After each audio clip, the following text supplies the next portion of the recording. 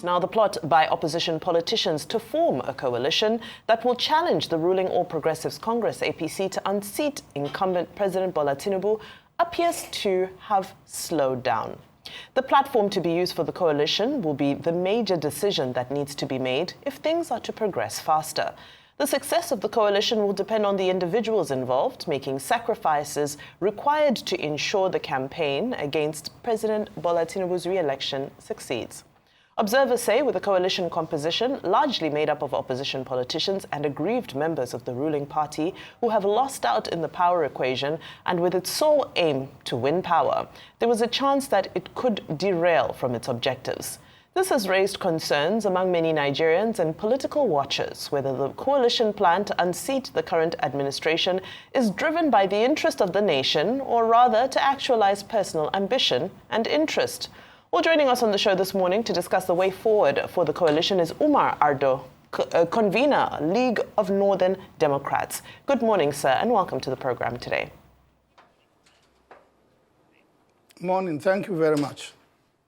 Well, good morning, and thank you for joining us. Well, what would you say is the state of the coalition politics, the coming together of coalition politicians? There was a National Political Consultative Forum recently. We saw delegates from Jigawa fighting over who should speak for them. The coalition has not even yet crystallized. They are already fighting among themselves over who should speak, over which political party they should form. Do you think this coalition will stand, or is just, an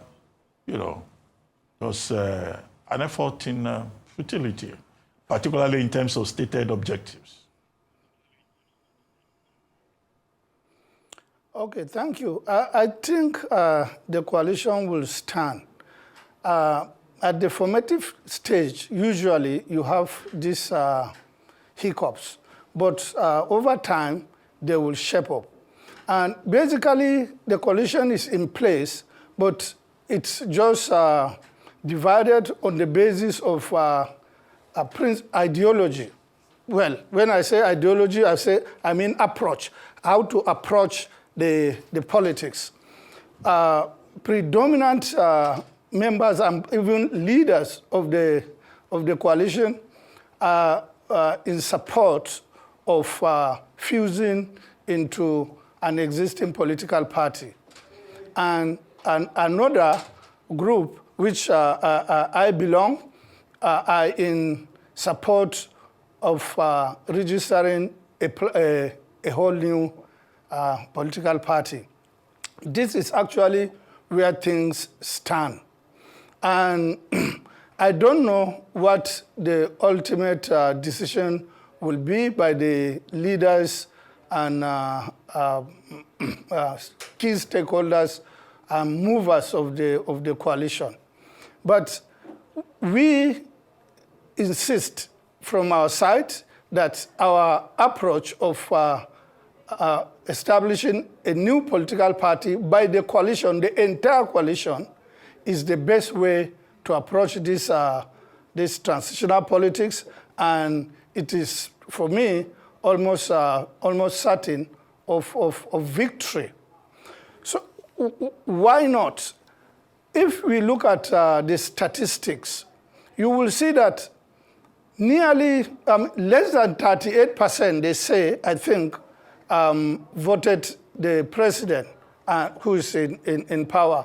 And less than 38% of the Nigerian registered voters actually went to the polls itself.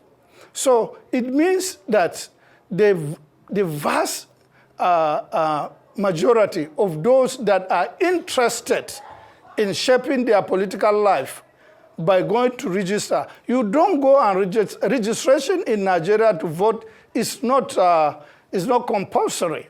So when you have over 90 million people to voluntarily go and do the registration, it tells you that they want to participate in the political process.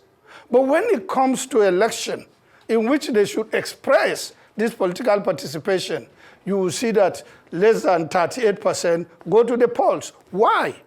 It means that the political platforms on the ground are not sufficient enough to give these large number of Nigerians the base to express themselves. And that is what informed some of our views that we need to register a new political party. Because political party running, establishment of structures and this and that, they cost enormous amount of money. Many of those that are interested do not have the means to do that. So they will have to now, if you ask me, I cannot go and say, I mobilize people and register a political party because the rigors are too many.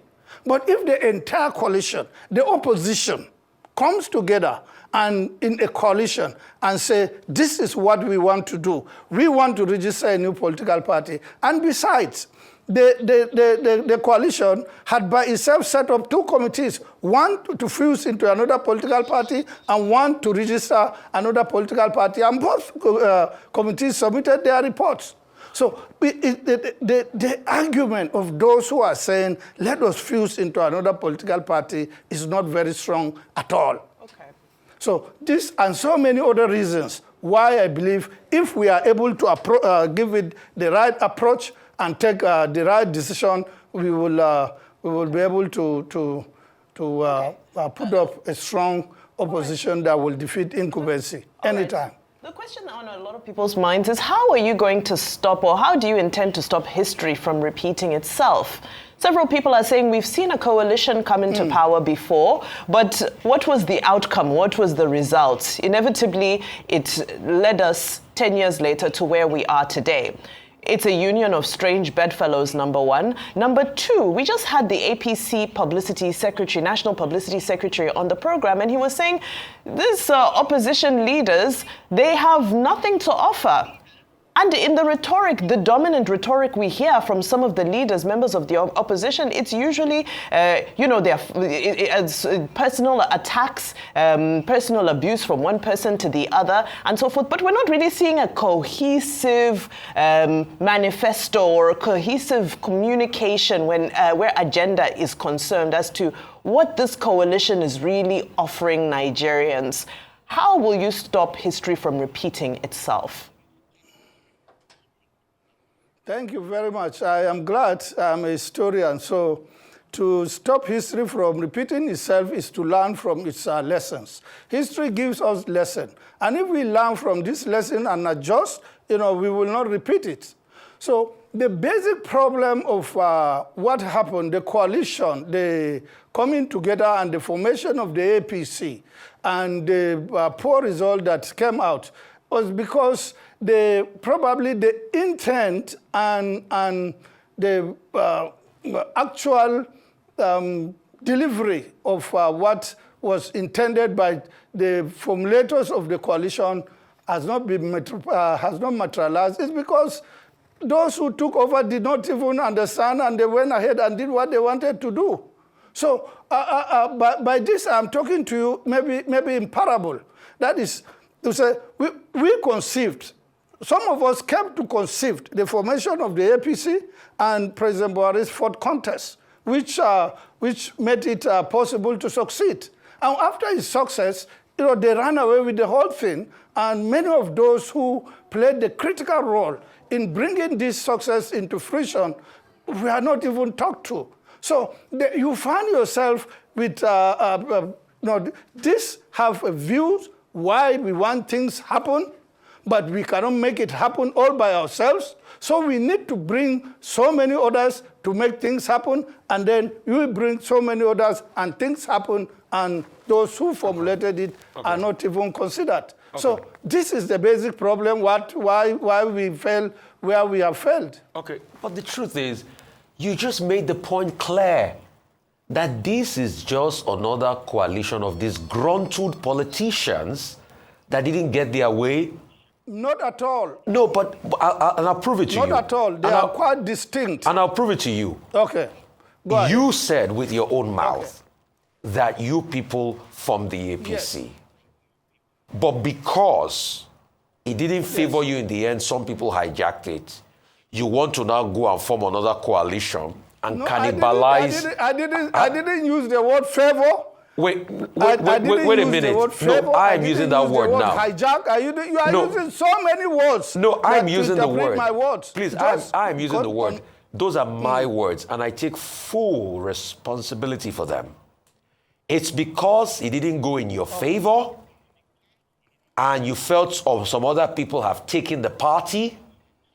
That's why you say, let us now look for another coalition of this grunt-toed politics. No, it's my word. It's my word now. Let me land, sir. It's not about party. It's about governance. It's about governance, not party. I don't want you to mix it. Would you respect? It is a political party that gets elected into government and governs. So all of you from the former flock, let me make my point and you can respond to it. For the former flock that feel disgruntled, even as much as people that served in Buhari government, this same APC government, now feel disgruntled and feel Tinubu is the enemy because he got the golden fleece. He's Jason now.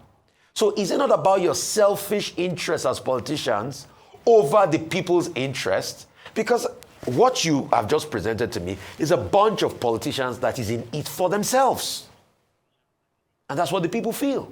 Okay. I take your view. Go ahead. Okay, I take your view. But let me tell you. In the first place, I have never been a member of the APC. Never. Not for a single day. And in the second place, I have always criticized the government of APC from its inception.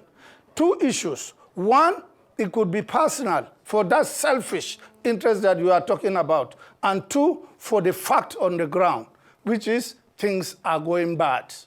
So it is because things are going bad that we say, let us fix them. And we in one aspect, we succeeded in getting incumbency removed so that we put a regime that could fix the problem. What was the problem in 2015 or from 2011? Insecurity, corruption, and the economy going down. So if you say insecurity, basically it was Boko Haram issue. And Boko Haram is in the northeast, enclave in the northeast. And we have on the ground a former governor in the northeast who would say knows the politics of Boko Haram or religious politics in that constituency. Former head of state, and then who has been persistently contesting, and who has been having large supporters. Now, if you now come and say, after three failures, say, look, if we can build on this your three failures and put this for the fourth contest and you win, you can fix these things. Okay. And besides, who has not spoken well of him? We have seen President Obasanjo read not my will. Obasanjo put so much encomium. Read General Tiwa Danjuma's book, so much encomium, so many things. We were in the university, we saw war against indiscipline and anti-corruption. So these are the impetuses that came together and said, let us fix this thing. Right. So our intention was genuine, was good. Your intention was genuine, was good. Those words are duly noted. Thank you so much for your time and your contribution to this conversation.